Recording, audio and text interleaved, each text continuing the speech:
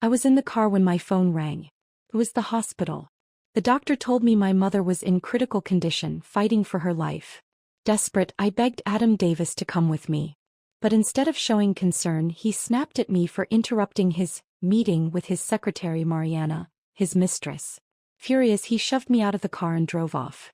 With my feet bloodied from the rough pavement, I dragged myself to the hospital as fast as I could. But I was too late. My mother had missed the crucial treatment and I never got to say goodbye.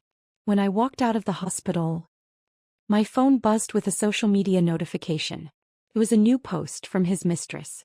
I just sprained my ankle and my bossy CEO boyfriend not only rushed me to the hospital but even gifted me a villa as compensation. The photo attached was a mess, stockings and lingerie scattered across the floor. And in the reflection of the window, Adam's bare back was clearly visible. I stared at the screen for a long moment, then quietly canceled the wedding and booked a one-way ticket out of town.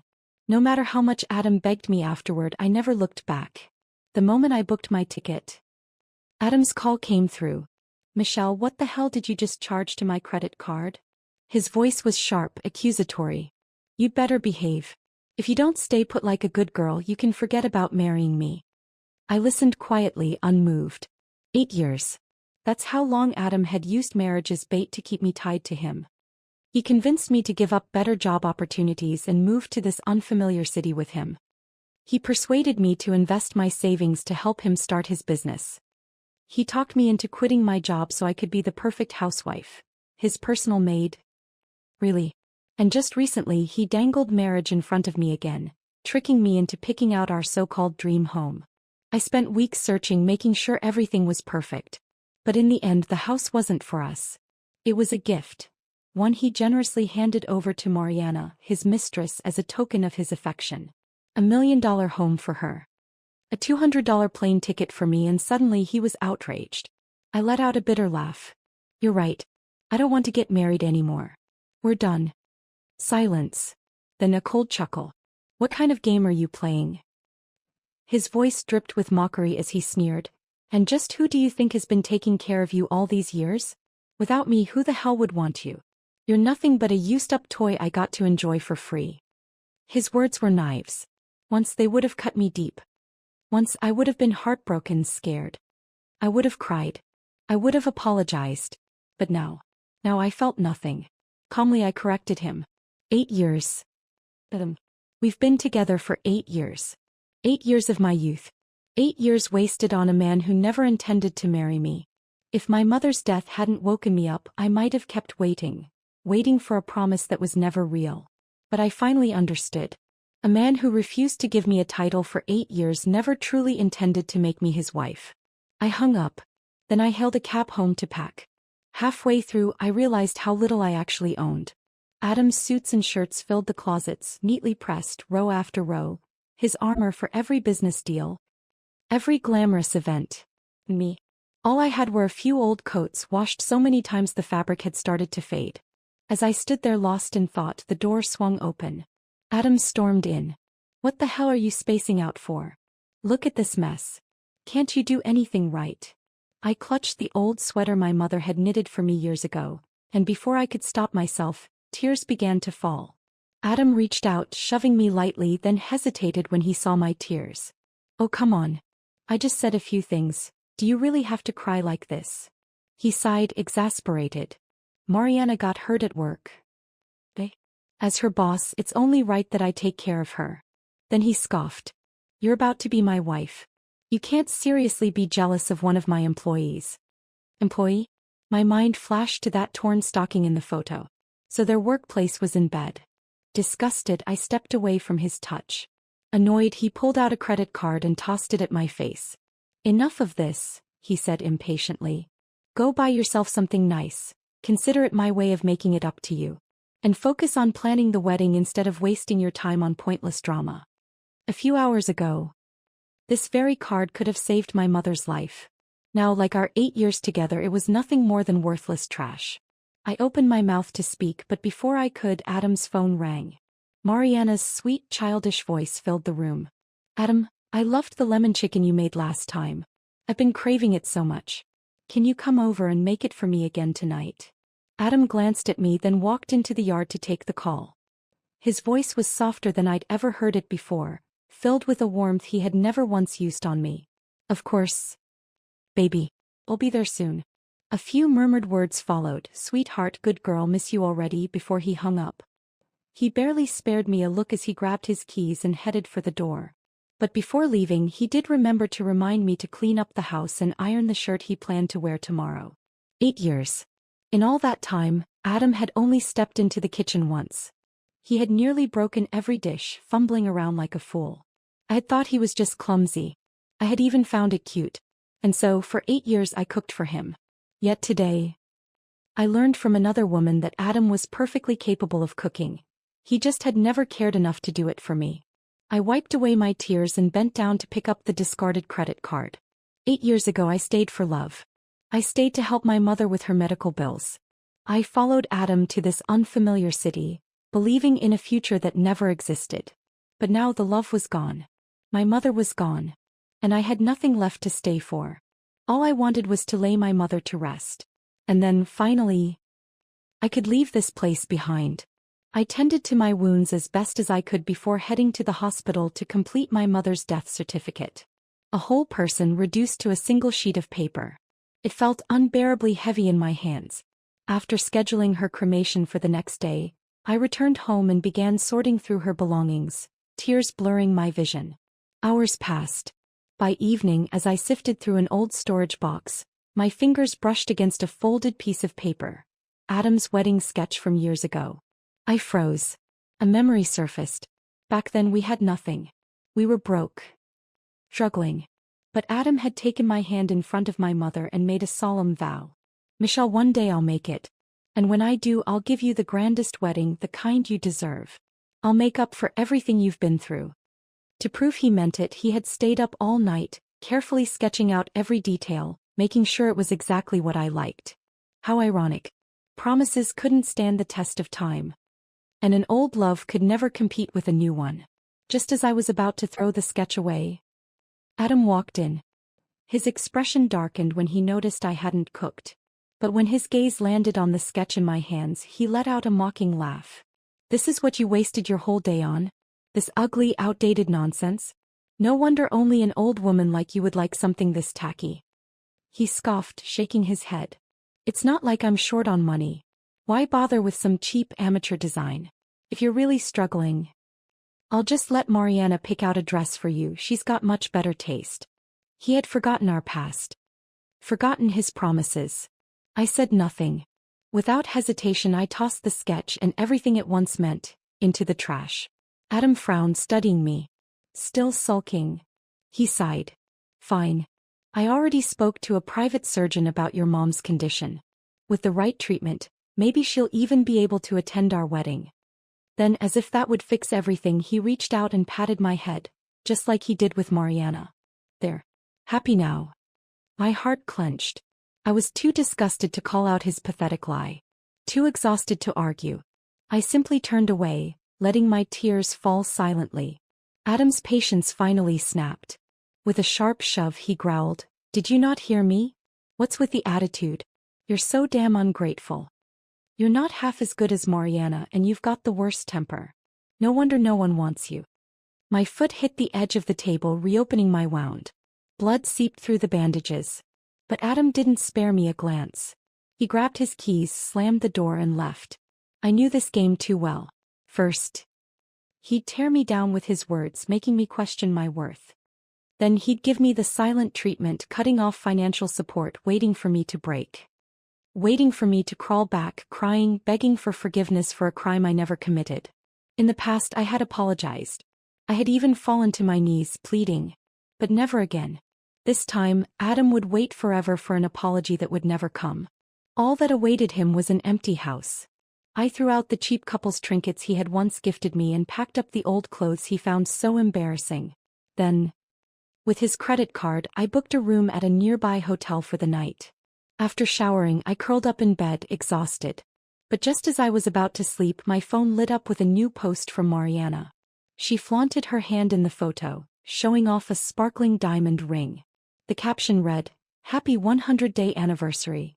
Only the dumbest woman would let go of such a perfect man. Adam remembered Mariana's birthday. Their every little anniversary. But today was my birthday. And he had forgotten.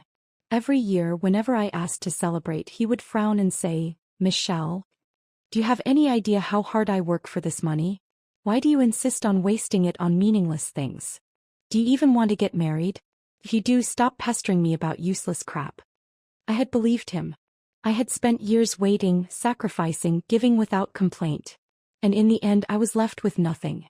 I let out a quiet laugh and blocked Mariana's account. He can have him. I sure as hell don't want him anymore. Early the next morning I was jolted awake by the sound of my phone ringing. Adam's name flashed across the screen. "Where the hell did you go? No cooking.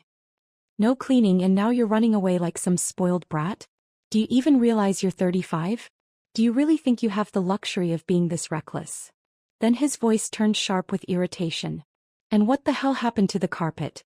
Do you even know how much that cost? Mariana personally picked it out. It's an imported piece worth 50 grand. I hung up without a word. He hadn't even noticed that all my things were gone. He hadn't bothered to ask why I was injured. To him, anything related to Mariana, even a damn carpet, was more valuable than me. More valuable than my mother's life. A day ago those words would have crushed me. I would have drowned in guilt, desperate to make things right with him. But now, I had too much to do to waste a single ounce of emotion on Adam. Checking the time, I got up, freshened up, and headed to the mall to buy a new suitcase. I picked one in my mother's favorite color. As I wheeled it out, ready to head to the crematorium, a familiar voice drifted through the air. "Adam, my foot hurts so much." I looked up and saw them, Adam and Mariana, wrapped up in their little world. Adam playfully tapped her nose, then in full view of the public, scooped her up effortlessly in his arms. I stood frozen in place. A brutal memory surged forward. The day I begged Adam to take me to the hospital. I had clutched his sleeve, desperate, as he shoved me out of the car, watching coldly as I hit the pavement, my skin torn open and bleeding. I had reached out, hoping he'd help me up. But all I got was a sneer. "You always have to put on a show, don't you? No matter how pitiful you try to look. I'm not giving you a damn cent. Mariana's waiting for me. Maybe when you learn to be as sweet and obedient as her, I'll start listening to you." That was the last thing he said before walking away. And now, here he was, treating Mariana with the tenderness I had begged for. I willed myself to turn and leave, swallowing the pain in my throat. But Adam noticed me. His body stiffened and he hurriedly set Mariana down. Then his eyes flicked to my suitcase. A cold smile curved on his lips. "Michelle, were you following me?" Before I could respond, he let out a snort. His gaze dropping to the suitcase. "Spending money like water, huh? I don't remember approving any honeymoon trips for you. You barely ever leave the house, so what the hell do you even need a suitcase for? Just another excuse to waste my money." For Adam, I had loved traveling. I used to wander through national parks, hiking trails, and scenic towns, enjoying the solitude of the open world. But after I met him, I had no choice but to save every penny, pouring my money into his dreams. And once he finally succeeded, he spent his wealth exploring the world. With Mariana. While I was locked in our home waiting for him to return like some lifeless puppet. I had endured it long enough. Ignoring his anger, I spoke, my voice cold and steady. "I bought it because I wanted to. And in case you forgot, some of your money belongs to me. Including that house you gifted her." His expression twisted. "Wow. You really have no shame, do you?" He grabbed a small wallet from his pocket and threw it at my head. Then he lifted Mariana's wrist, flashing her expensive Birkin bag in my face. "You think I need your money?" He spat. "I just don't waste it on the wrong person. She deserves the best, including that house. I've got a company to run. Mariana helps me with networking and events. She actually contributes something, so I reward her. But you? A lazy, useless parasite? Spending on you is a complete waste." His voice was loud enough to draw attention. Bystanders slowed, whispering, their curious gazes burning into my skin. I pressed my palm against my forehead, wincing at the sharp sting where his wallet had struck me. Adam took my silence as submission. His tone softened, condescending. "Fine. Fine. Keep the damn suitcase. Don't be so dramatic. You know I don't care about the money. I'm spending a fortune on our wedding, aren't I? Just be good and, Mariana suddenly gasped, her eyes filling with tears. Adam, everyone's staring at me, her voice quivered. Michelle hates me, doesn't she? She's trying to embarrass me on purpose. Murmurs spread through the crowd. Adam hesitated. Then he looked at me. And just like that, the decision was made. He turned away and wrapped an arm around Mariana, shielding her. Without another word, he left, leaving me standing there alone, under the weight of strangers' judgmental stares. I looked down at the wallet on the ground. A tiny designer accessory worth thousands. Adam was without a doubt a wealthy man. A shrewd businessman. His money could be spent freely on his mistress, on lavish parties, on a wedding meant to boost his status. But not on me. Because in his eyes I wasn't worth it. Once upon a time I had loved him. A cheap trinket and a hollow promise had been enough to keep me by his side. Not anymore. Wiping the blood from my forehead, I picked up his credit card and maxed it out on everything I had ever denied myself. And then I walked away for good. I spent the money meant for the wedding on something far more meaningful, giving my mother the resting place she deserved. A luxurious plot in our hometown, the finest earned money could buy. As I was about to return to my hotel, I suddenly remembered that I had left something at Adam's office. I decided to make a detour. When I arrived, the office felt different. The colleagues who had once been friendly to me were long gone, pushed out by Mariana. No doubt. The new employees barely concealed their disdain, deliberately making things difficult for me. If you really have business here, prove your relationship with Mr. Davis. I searched my phone for a photo. Any photo. But I found nothing. Not a single picture of Adam and me together. The receptionist sneered. Please. Any random woman off the street could pull this act. Everyone knows Mr. Davis only has eyes for Mariana. I didn't need her to tell me. The proof was all over his office walls. Framed pictures of Adam and Mariana. Their smiles glowing under expensive chandeliers and exotic landscapes. I swallowed my pride and reached for my phone to call him. Before I could dial, he walked in, already looking irritated. What are you doing here? I met his gaze, my voice steady. Give me back my bracelet. The one my mother gave you. She had gifted it to him because she had truly believed in him. She had truly believed we would be happy together. She had hoped we wouldn't repeat her tragic love story. But Adam wasn't worthy of my love. And he sure as hell wasn't worthy of my mother's faith. Before he could answer, Mariana sauntered in, her voice dripping with mockery. Oh, that old thing? She let out a laugh. Adam can't be seen wearing something so cheap. I threw it away ages ago. Then, as if that wasn't enough, she lifted her wrist, flashing a glittering diamond necklace. You really need to improve your taste, Michelle. Here, take this. Adam's given me plenty. I bet you've never worn anything this nice in your life. That was it. I slapped her hard. The next thing I knew, my head slammed into the edge of a desk. The world spun. Adam's hand twisted in my hair, yanking me upright like a demon straight from hell. Apologize to Mariana, he hissed. Pain exploded through my scalp, sharp and relentless. My grip loosened. My suitcase toppled over, its contents spilling onto the floor. Before I could react, Mariana's hand shot out, grabbing the urn. My chest seized. Put that down. My voice was hoarse, trembling. Mariana examined it with a smirk. What's this? Don't touch it. I lunged for her, but the pain in my skull sent me crashing to the floor. And then she threw it. The urn hit the ground with a sickening crack, shattering into pieces. For a moment, everything went silent. Then my world collapsed. I scrambled forward, my breath coming in gasps, my hands shaking uncontrollably as I tried to gather the remains. Adam, my voice broke. That's my mother. You bastard. Do you even remember what you promised her?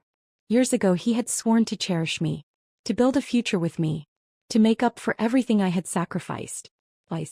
All of it. He had stolen my love, stolen my mother's savings, and left me shattered, just like that urn. Adam stood frozen, his expression unreadable. Then, after a long pause, he scoffed. What the hell are you talking about? Your mom's fine. Stop making things up. Mariana wrinkled her nose, nudging the broken pieces with her foot. Oh please. Who are you trying to fool? Adam's face darkened. His voice turned sharp. Michelle, do you even hear yourself? First she's sick, now she's dead? Do you think we're all as brainless as you? He didn't care. He never cared. He stepped around me as if I were nothing, reaching for Mariana's hand.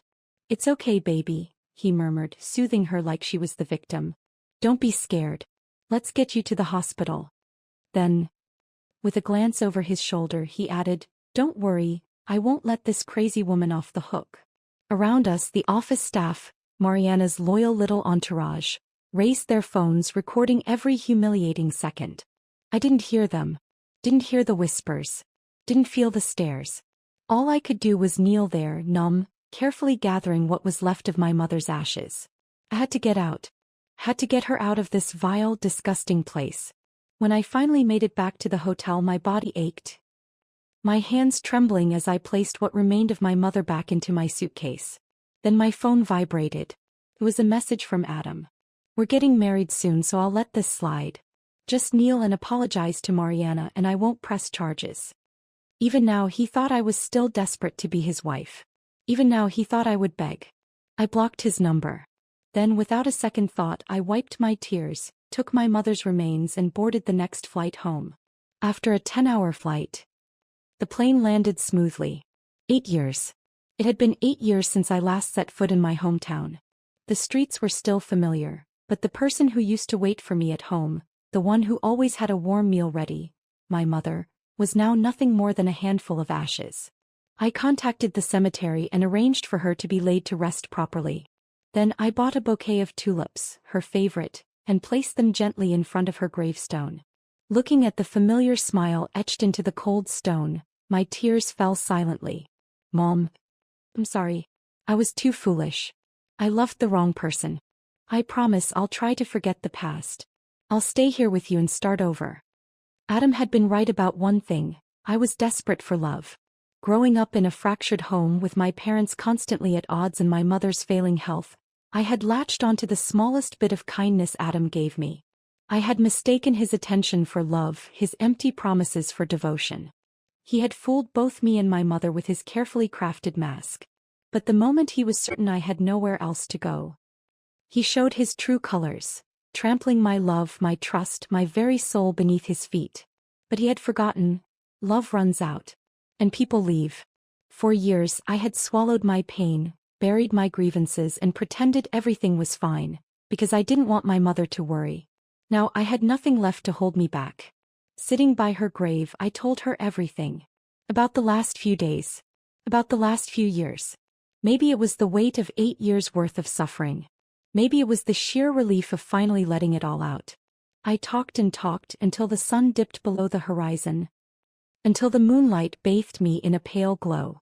Only then did I reluctantly say goodbye. When I returned home, dust had settled thickly over every surface. But the house was still standing. And thankfully still livable. I bought a few daily necessities expecting a restless night. But for the first time in years I slept soundly. No Adam to wait up for. No shirts to iron. No endless chores chaining me down, draining the life out of me. By morning, birdsong woke me gently. As I stretched, preparing to clean the house, my phone buzzed. The screen was flooded with messages. All from Adam. Different numbers. Same desperation. Michelle, where the hell are you? Why aren't you home? Where did you put those couple slippers we bought? I can't find them anywhere. You must have brought Mariana home. What is wrong with you lately? Do you still want to get married or not? You're 35, Michelle. Who else would even want you? There are plenty of women lining up to take your place. If you don't show up soon, I'll replace you in a second. Replace me? He had already given our home to Mariana. Even if I had stayed, he would have swapped me out at the altar without a second thought, thinking I was an embarrassment.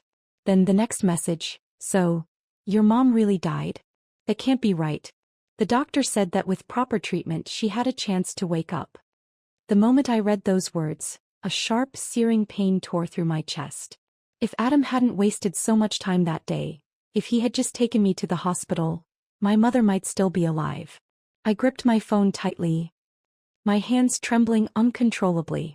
It wasn't just Adam's fault. It was mine. I had let him control me. I had trusted him. And because of that, my mother had lost her last chance. My knees buckled. I collapsed onto the floor, clutching my mother's photo, and let out a heart-wrenching sob. I cried until my body felt hollow, until the edges of my vision blurred with dizziness. Then a knock at the door. I staggered to my feet, my body weak from the weight of grief. When I opened the door, Adam stood there. He looked like he had rushed over, his clothes slightly disheveled. Exhaustion etched into his face. "Michelle, why did you run off here without telling me? Do you still want to get married or not?" His accusations faltered when he saw my swollen, tear-streaked eyes. Then his gaze shifted past me, to the framed photo of my mother. His brows furrowed slightly. I didn't know your mom had passed away. No wonder you've been acting so different these past few days. He let out a sigh, then pulled out a check. "I've been busy with work. I didn't have time to help you with the funeral. Here. Take this. Get things sorted and come back. We can push the wedding back a few years if that's what you need." I didn't know when Adam had actually found out about my mother's death. I only knew that he was the same as ever. Shameless. Selfish. First he belittled me. Then he tried to pacify me with money, thinking it would be enough to make me crawl back. It had worked for 8 years. But not anymore. I refused to waste another word on him. "We're done. Now get the hell out of my house or I'm calling the police." Adam's expression flickered, shock. Then frustration. "What are you talking about? When did we break up? We were about to get married." I let out a bitter laugh. Fresh tears rolling down my cheeks. He had taken everything from me, and he still had the audacity to believe I would marry him. "We broke up the day you shoved me out of your car. The day my mother died because of you. The day you bought a house for Mariana and moved in with her. That was the day I walked away. And if my mother had lived, if she had somehow survived, I might have forgiven Adam for leaving me bloodied on the street. But she hadn't. She had died while Adam was right there in the hospital. If he had just spared 1 second to listen, if he had just stepped into her room and just looked at her, she might not have missed the crucial window for treatment. But he hadn't. All he cared about was Mariana's sprained ankle. He had completely forgotten about the dying woman on that hospital bed, forgotten about the daughter who had run until her feet bled, desperate for one last goodbye. Even now, just thinking about that day made it hard to breathe. And yet Adam stood there, utterly unaffected. As if nothing had happened. As if he still expected me to go home and cook his meals, iron his shirts, and cater to his every whim. "I never agreed to break up," he snapped. His voice growing agitated. "Your mother's death has nothing to do with our relationship. She's in heaven now, Michelle. Don't you think she would want you to find a good husband? A good future?" I let out a cold laugh. "You're delusional." Adam's jaw clenched. He took a step toward me, his fists curling at his sides. "You'd better watch yourself." I moved first. Snatching the nearest vase from the table, I hurled it at him. It barely missed, shattering against the ground at his feet. Water splashed up, soaking his expensive suit. For a moment Adam just stood there, blinking as the cold water dripped down his face. Then he sighed. Slowly he wiped his face, and when he spoke again his voice was eerily calm. "Fine. I'll let this slide. You just lost your mother. You're emotional. I get it. But Michelle, listen to me." His tone shifted, coaxing. "My parents love you. Since your mom is gone, why don't you treat them as your own? They'll take care of you just like a real daughter." I froze. Then rage burned through me like wildfire. "You shut up." I grabbed a broom and swung at him, fury and grief breaking through all my restraint. Tears streamed down my face, but I no longer cared. I wanted him to see them. I wanted him to see the devastation he had caused. Glaring at him, I hissed, "Do you really not remember how your parents treated me?" Adam avoided my gaze, his eyes darting away, unwilling to answer. But I knew he remembered. Back when his career was just starting, when we were still in love, no matter how busy he was, he would always make time for me. Long walks, late-night street food. Quiet moments just for us. But his parents had never approved of me. They constantly criticized me, complained that I wasn't good at housework, accused me of spending money recklessly, even showed up at my workplace to demand that I quit my job and focus on family. Adam's career is taking off. He needs a supportive wife. A woman should prioritize the family. If you can't even manage simple chores, how will you ever run a household? Under the relentless pressure from his entire family, I gave up my career. Back then I had naively believed that if two people worked together, life would naturally get better. But when I finally mastered housework, when I turned his home into a place of comfort and order, they found new reasons to despise me. I was getting too old, they said. I might struggle to conceive, they warned. I wasn't young and beautiful enough to bring to business events. I was just a housewife, of no use to Adam's success. So, behind my back they set him up on blind dates. And when Adam started cheating with Mariana, they helped him hide it from me. I clenched my fists, my voice unwavering. Adam, I gave my whole heart to you and your family. And what did I get in return? Fine. Let's say I was blind for those 8 years. I'll take full responsibility for that mistake. But from this moment on, we are done. No more unfinished business. No more loose ends. I never want to see you again. I had no interest in rehashing every betrayal, every wound. I had wasted enough of my life on him. Now I wanted to move on. I wanted a life without Adam. But he wouldn't let me. He blocked the doorway, refusing to budge. I shoved him, but he stood firm, gritting his teeth. And then he snapped. Michelle, you think you can just walk away after 8 years? You think you can throw away our love, our marriage, like it's nothing? I laughed bitterly, my voice trembling. And you? What did you treat my love as? What did you treat my mother's life as? Just another obstacle in your relationship with Mariana? The weight of those memories crashed over me like a tidal wave, suffocating me. I needed to get Adam out before I lost my mind. But he grabbed my wrist, tightening his grip. He needed to argue. Needed to win this fight. I struggled against him, my breath coming in ragged gasps. And then, a dark figure emerged from the shadows. A fist flew. Adam staggered back, hitting the ground with a stunned grunt. A warm hand draped a coat over my shoulders. Michelle, are you okay? I shook my head, but my body betrayed me, trembling uncontrollably. Adam pushed himself up, pressing a hand to his jaw, disbelief flashing across his face as he stared at the man who had hit him. Who the hell are you? How do you know my fiancé? Then his expression twisted with rage. He turned back to me, his voice seething with venom. So this is why you suddenly wanted to break up? You were cheating on me all along. His glare burned into me as he spat. Michelle, wake the hell up and look in the mirror. Who else would even want you besides me? I almost laughed. Once he had held me close and whispered that he would give me all the love I had never received. And now he wielded his words like knives, stabbing at the weakest parts of me, the places he knew would hurt the most. I reached for my phone, ready to call the police. But before I could, the man beside me lunged. Grabbing Adam by the collar, he yanked him forward. Then he turned, flashing me a reassuring smile. Don't worry, Michelle. I've got you. Adam was no match for him. Within moments he was clutching his face, stumbling back in defeat. But even as he fled, he still had the audacity to turn back and declare, Michelle, you'll come back to me. I know you will. You'll see, I'm the only one in this world who truly loves you. The only one who will always be there for you. I slammed the door shut in his face, shutting out his voice, his arrogance, his delusions. Then I curled up on the floor, silent tears streaming down my face. For a long time I didn't move. Not until the weight in my chest loosened just enough for me to breathe again. Finally I lifted my head. Damon, thank you. Damon scratched the back of his head, looking almost sheepish. So you do remember me? He chuckled. I actually saw you yesterday and thought I was imagining things. I heard you arguing just now and got worried. Wanted to make sure you were okay.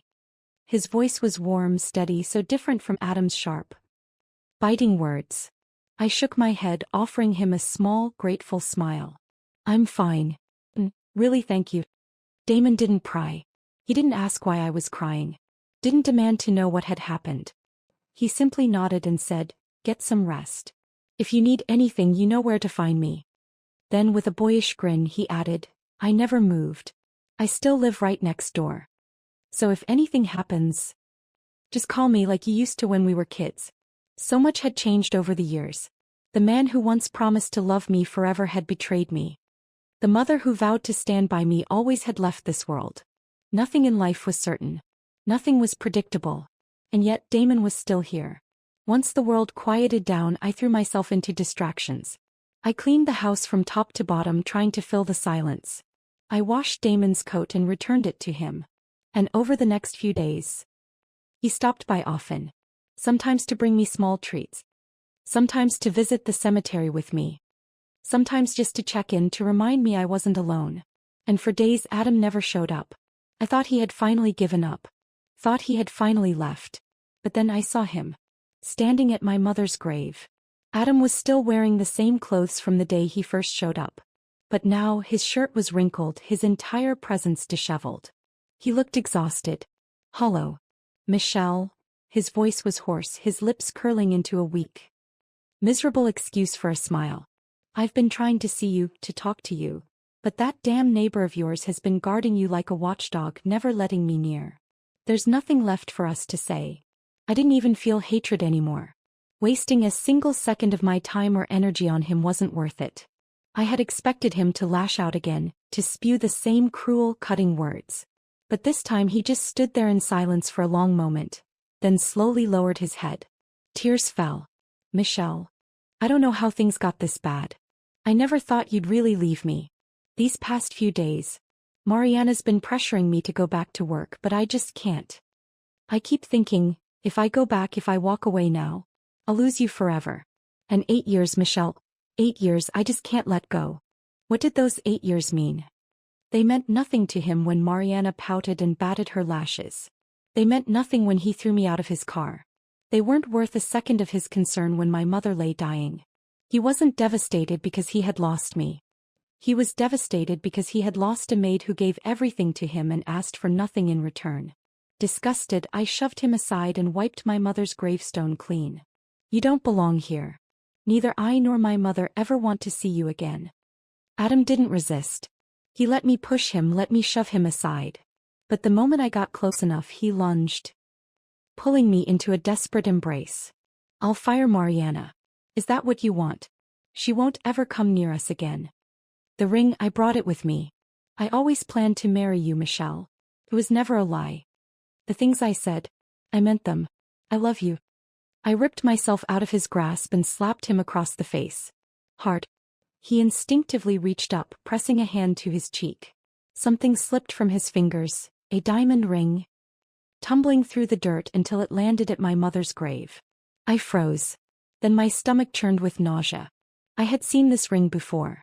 It was the same one Mariana had flaunted on social media. The same ring she had worn when she gushed about her 100-day anniversary with Adam. A wave of revulsion crashed over me. I kicked the ring away as if it were filth. Adam, get the hell away from me. His eyes flickered with desperation. But I didn't let him speak. Just looking at you makes my skin crawl. The thought of you makes me sick. I would rather die than be with you again. If you ever show your face in front of me one more time, I swear. I grabbed a rock from the ground and hurled it at him with everything I had. This time I didn't hesitate. And this time, Adam didn't dodge. Blood dripped from Adam's forehead, staining his face as he stood there, motionless. Tears mixed with blood, falling silently to the ground. He looked utterly lost, as if he couldn't comprehend what was happening. You really hate me this much? His voice trembled. I thought, after 8 years you'd still care. That you wouldn't be able to let go. That you'd come back to me eventually. But you... He swallowed hard, his eyes pleading. You really feel nothing for me? The beautiful memories Adam spoke of, they weren't beautiful. Not for me. Every moment of comfort he enjoyed came at my expense. The emergency funds that saved his failing business. I had sold every piece of jewelry I owned to scrape that money together. The meals that were always perfectly suited to his taste. I had spent hours researching, cooking, and perfecting them. The spotless floors, the freshly pressed suits, the organized home. They didn't magically maintain themselves. And Mariana would never do for him what I did. What Adam truly missed wasn't me. It was my labor. My sacrifice. My silent, unwavering devotion. And after 8 years of giving him everything, what had I gotten in return? Nothing. Not even dignity. I had spent my entire youth learning the truth about Adam's selfish, hollow love. And even though I had nothing left, even though I was starting from zero, I still wouldn't go back to him. Because now I had one thing I had never had before: freedom. I would use every ounce of my strength to build a new life. A life where Adam did not exist. Adam must have realized it too. He fell silent. For a long time he sat there, head buried in his hands, silent tears streaming down his face. Then at last he spoke. "I'm sorry." His voice cracked. I never knew how much you suffered. I took your love for granted. Took you for granted. I never stopped to think about what you had to give up for me, what I made you sacrifice." Then he lifted his head again, eyes raw with desperation. "Michelle. Please. Just one more chance. One last chance. I swear to God I will make it up to you. I will never let you carry the weight of our life alone again. I will love you the way I should have from the start." There was a time when I would have believed those words. A time when his promises would have shaken my heart. But now they were just noise. I let out a quiet, empty laugh. If promises meant anything, my mother would still be alive. If promises meant anything, we would have never ended up here. Then I met his gaze one last time, my voice firm. "Adam. Stop lying to yourself. If the roles were reversed, you would have left me long ago." Without another word, I turned away. Damon had been waiting nearby, silent in the shadows. Without hesitation, I walked toward him. Toward the only person in this moment who truly cared whether I was okay. Together we left without looking back. Adam's broken sobs echoed through the cemetery. But this place had seen too much grief, too much regret. No one spared him a second glance. Later, I found out that Damon had gone to see Adam one last time. I never asked what was said between them. All I knew was that after that night, Adam never appeared in my life again. I did, however, receive a few desperate calls from Mariana. She cried about how Adam had become a mess, drunk, miserable, losing his grip on his company. She sobbed that he had taken back everything he had given her. The house. The gifts. Everything. Yes, the house was now mine. Adam had transferred it over to me, but I never accepted it. Mariana. She was left with nothing. Her reputation was ruined. Her future bleak. She begged me over and over, pleading for me to give Adam back. I blocked every number she used. Until one day her name, and Adam's, disappeared from my world entirely. And finally, I had my new beginning. With Damon's help, I opened a small flower shop in my hometown. Every day, we picked the most beautiful bloom and placed it at my mother's grave. Damon even helped me rebuild the garden behind my house, filling the yard with flowers. One bright, sunny afternoon, as he wiped the sweat from his brow, he looked at me and grinned. "Anything else you want?" I thought for a moment, then smiled. "I want spring. A spring where the past no longer haunted me. A spring where the pain was nothing more than a fading whisper. A spring where I could finally stand beneath a sky full of sunlight and watch the flowers bloom."